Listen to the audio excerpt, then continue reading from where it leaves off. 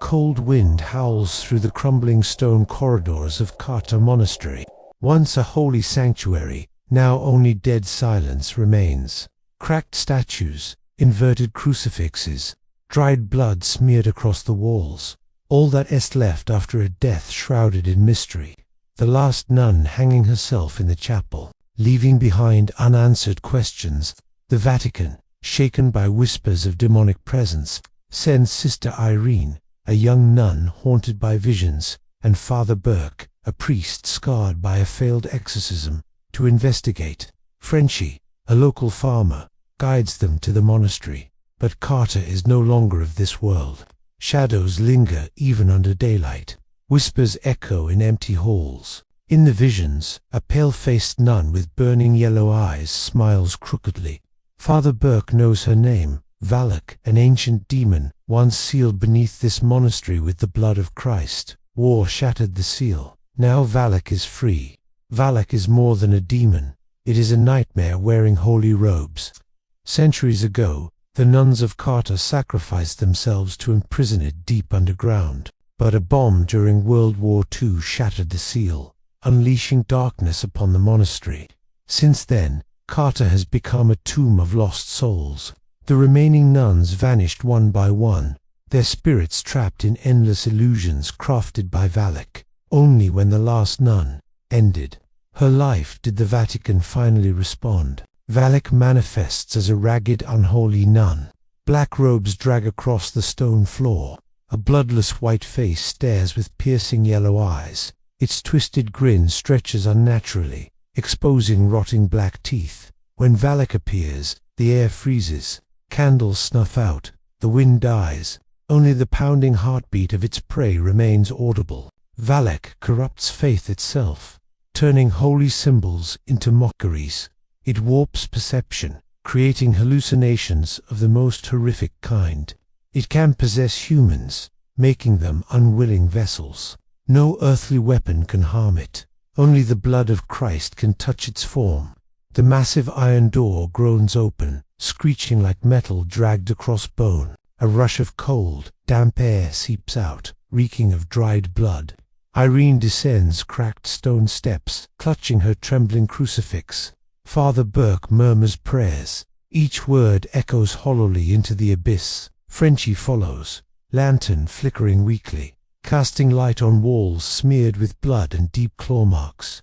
The wind ceases. Absolute silence. Then a faint whisper. The stone walls echo it, overlapping voices from every direction. Irene grips the vial of blood tighter. The deeper they go, the thicker the darkness becomes. Suddenly, headless nuns materialize. Torn habits hang loosely, rosaries soaked in blood. Their prayers are distorted, choked, inhuman. Irene staggers back. Burke raises his crucifix. A high-pitched laugh screeches through the dark. From behind the apparitions, Valak glides forward, towering, eyes blazing yellow. Your faith is useless. The voice grates like metal on glass. Valak lunges like a black storm, hurling Burke into the stone wall. The crack of bone echoes. Frenchie fires his gun. Bullets pass through empty air. Valak chuckles harshly. Shadows flood the chamber. Frenchie drags Irene through a narrow corridor slick with blood. Stone doors slam shut behind them one by one. Crucifixes twist upside down. Blood drips from the ceiling onto their faces. Bare footsteps slap the stone floor right behind them. Valak is giving chase. Ragged breathing, crooked laughter, near, far, suddenly in their ear. They burst into the relic chamber. The vial of blood glows crimson atop the altar. Irene reaches for it, and darkness engulfs them. Valak looms behind, its elongated hand clutching her throat. In desperation, Irene recalls her sacred vow.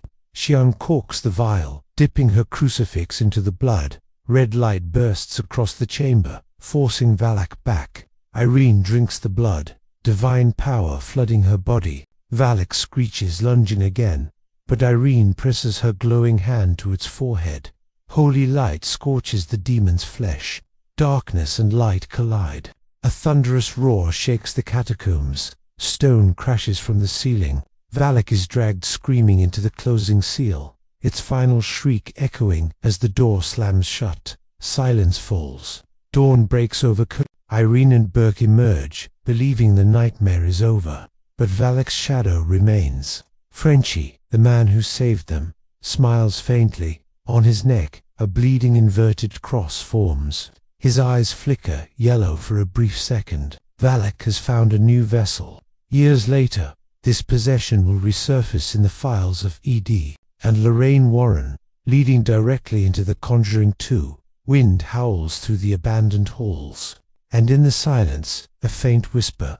Valak, if after hearing this you also got goosebumps like I did, remember to like this video, share it with your friends, and subscribe to the channel so we can meet again in the next chilling stories.